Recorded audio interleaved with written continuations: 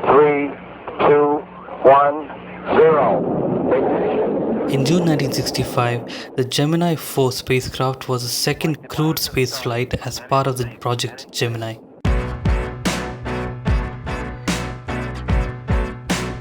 Now, the primary aim of this particular mission, of this spacecraft, was to orbit around the Earth, and they did this 66 times over the period of 4 days. Now, you have to remember, this was 4 years before the Apollo 11, that was the spacecraft which took humans to the moon. Now, the Gemini 4 had many missions to be completed in this 4-year run, and I'm going to talk about just one of them now, and that was taking multiple pictures of the Earth from above the orbit.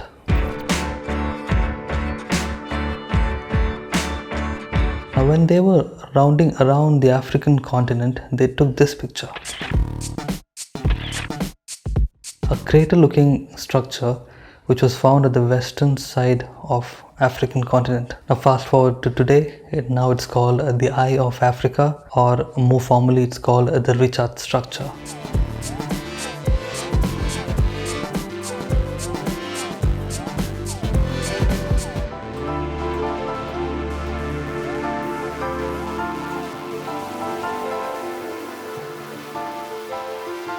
Now, on a closer look, we can find that this is not something which came up in a few decades ago. It is something from a long time before that. But why were we never able to find this before this time? Why were we never able to discover this until 1965? For that, we have to understand the geology of this particular location. Now, this mysterious ring is actually in the Sahara Desert, which is the third largest desert in the whole world. The enormous Sahara spans over 11 countries, including Algeria. It's the largest hot desert in the world. And the size of this desert is a whopping 92 lakh square kilometers. That's almost as big as China. So purely based on the size of this desert, it's quite hard to, just walk and reach there. And not only that, then comes the next problem, the heat. With a maximum recorded temperature about 58 degrees Celsius.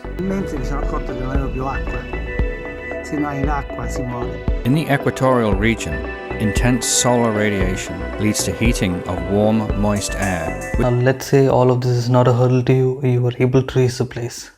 But even if you were able to reach this place, you will not be able to see this. You cannot see anything because the structure I showed you earlier is almost 40 kilometers in diameter. That's 40 kilometers, right? So even if you're on ground level, there's nothing much you can see. Now, there are many theories as to how this structure came to be. So what we will do today is discuss a couple of theories and then finally go to the current understanding that we have today. Now, the first and one of the most popular theories about this structure here is that it's the remains of Atlantis. Now, for those who do not know Atlantis, this was one of the places mentioned in Plato's works. Now, this was supposed to be a powerful nation, a rich nation, but the people there were morally upright and were very just like, the state Pluto imagined. Most people think of Atlantis as a very highly technologically advanced civilization. And then time went by and the Atlanteans became greedy, which the gods didn't like. Hence, they sent in a terrible earthquake to destroy the land and sink it. 12,000 years ago, it disappeared suddenly in a single day and night. Now, why this particular theory of Atlantis being the Richat structure became very relevant was because in Plato's works he does mention that Atlantis had a circular lake about the same dimensions of the Richat structure. Anyways, as of today, scientists have debunked this theory, stating that Atlantis itself is still a myth. But I really must confess that this theory does sound very interesting. Now, another theory which many people believed was this was some sort of structure built by the aliens with their technology.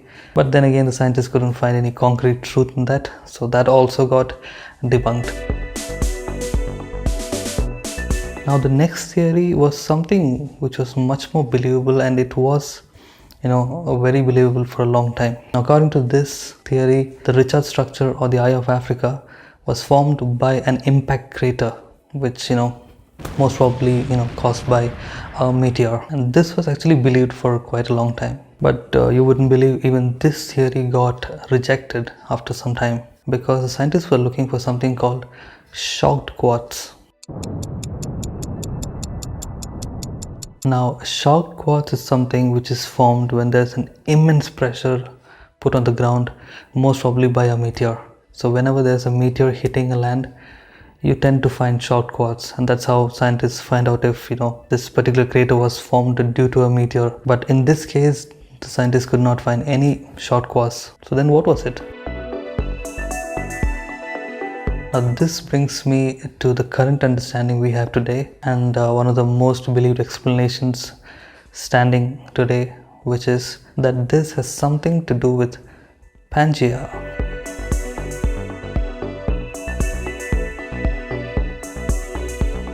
Pangaea was a supercontinent which existed 335 million years ago and eventually started to break apart into the continents which we know today.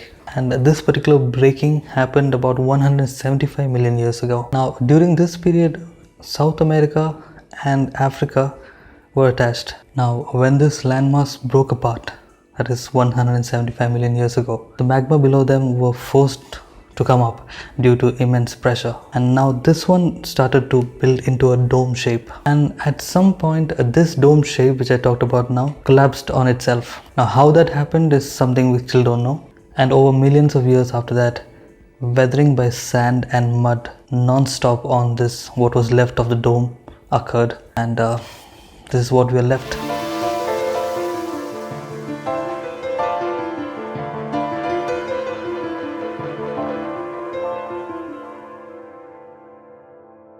So whatever this is yet a mystery of our planet, which is yet to be fully understood. Something which we couldn't see from the ground. We had to go in space to see it.